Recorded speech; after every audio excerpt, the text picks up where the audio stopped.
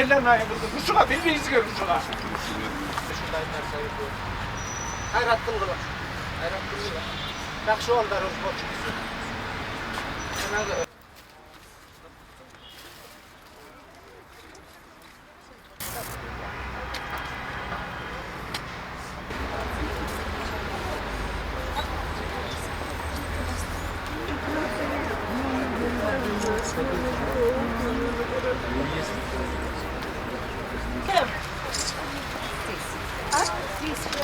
Вы здесь.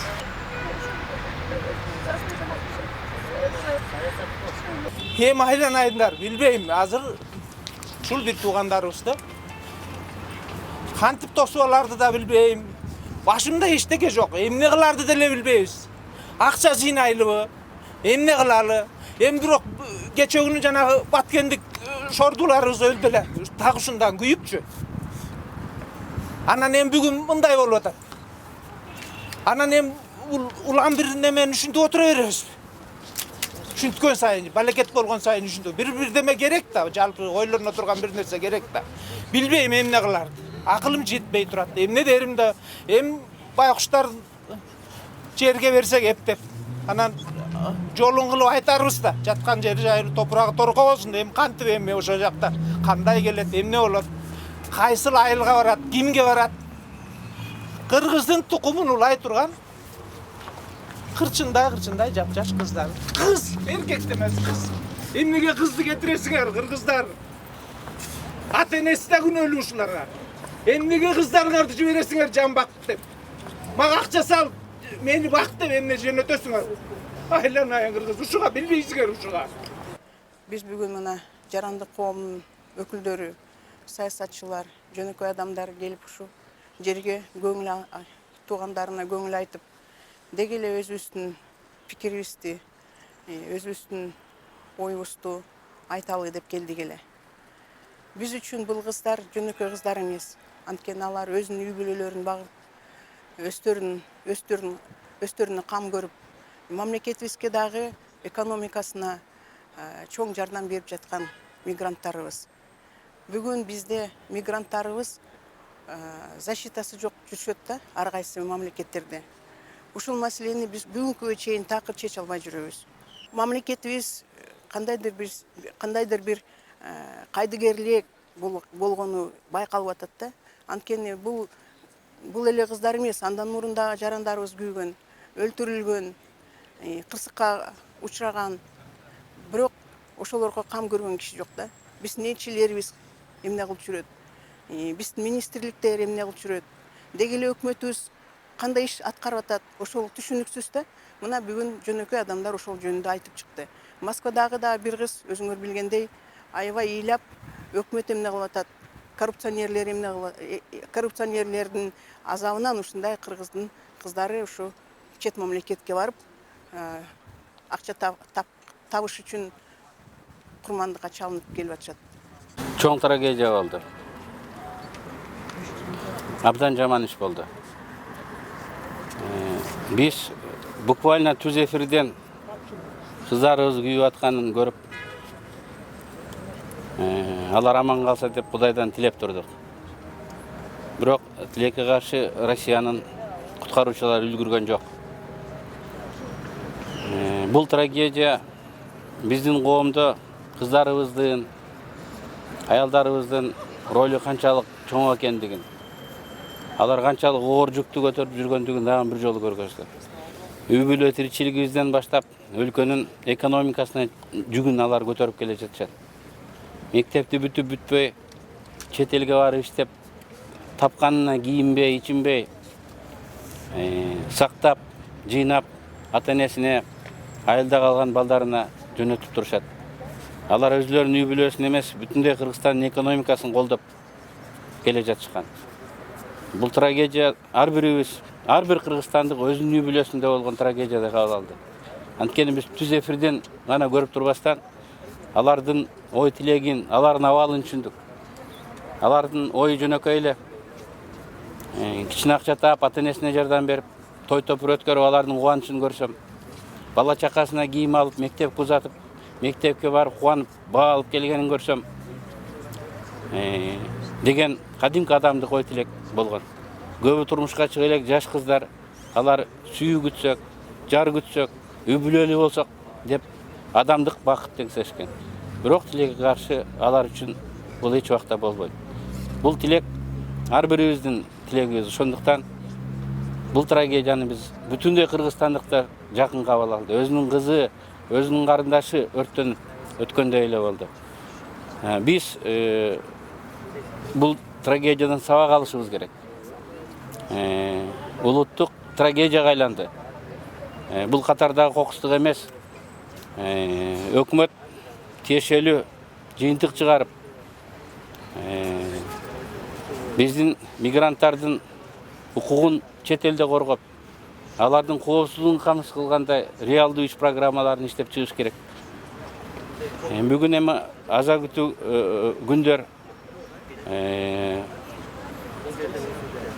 өтүп кеткен, курман болгон кыздарыбыздын ата-энелерине, жакындарына көңүл айтабыз.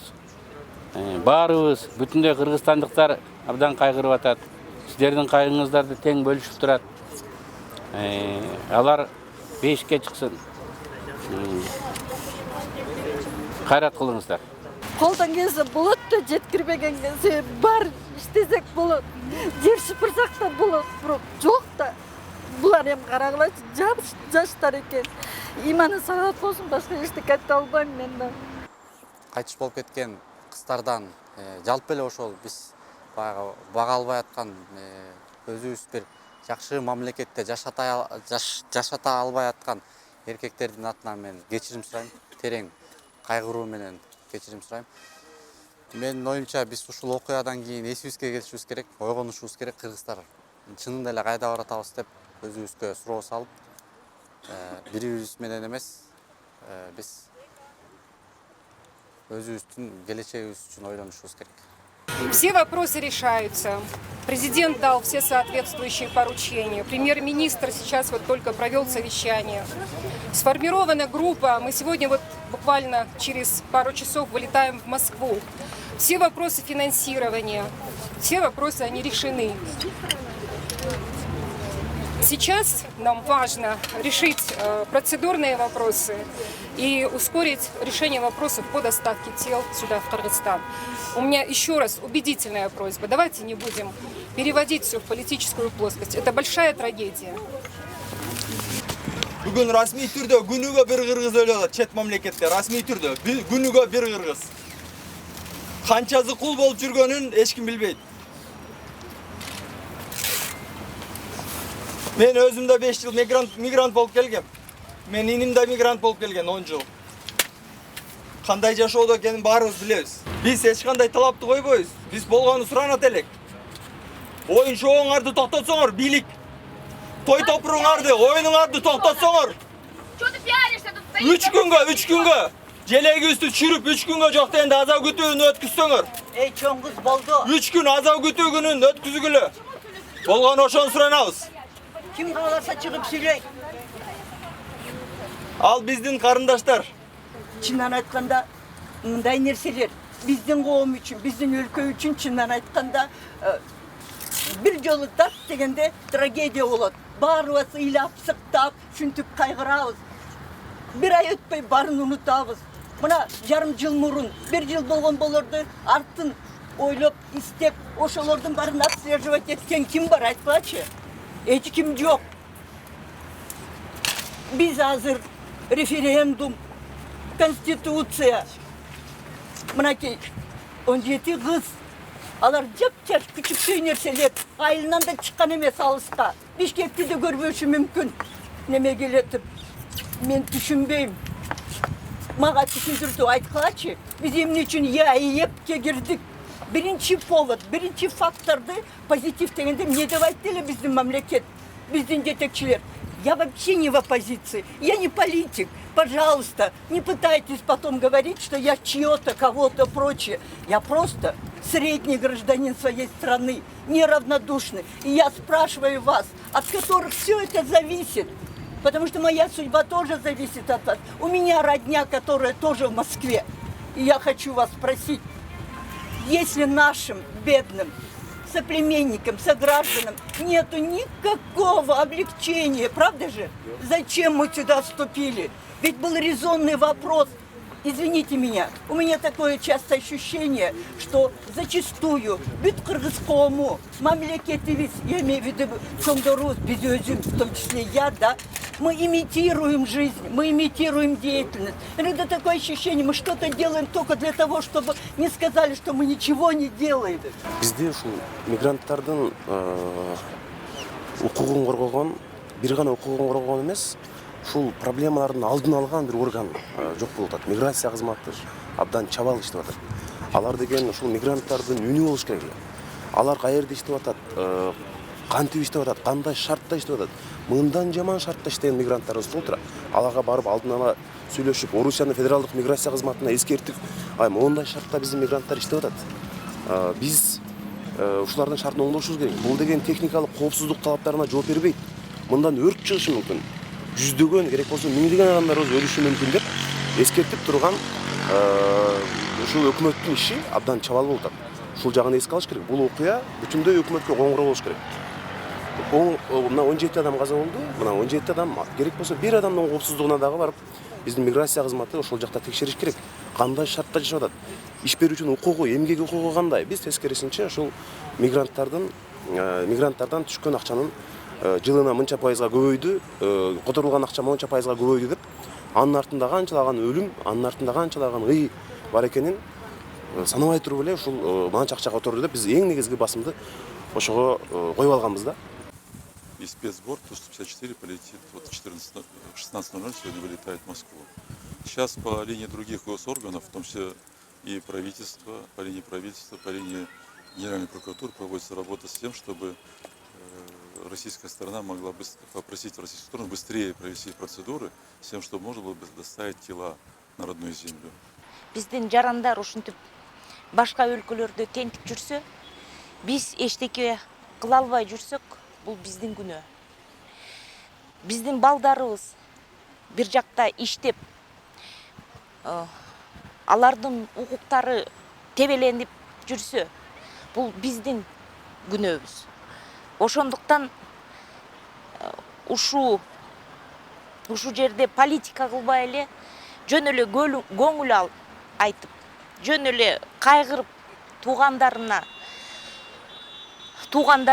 жылуу сөздөрдү айтып, эмне кылалы? Баарыбыздын биз кыргыздын элинин кыздарыбыз, балдарыбыз, азыр баарыбыздын жүрөгүбүз аябай ооруп атат, ыйлап турабыз. Эмне кылалы? Ошондой болду. Кичинекей кенедей кыздар тиги дүйнөгө кеттир. Бул биздин күнөөбүз. Кечирип койгула.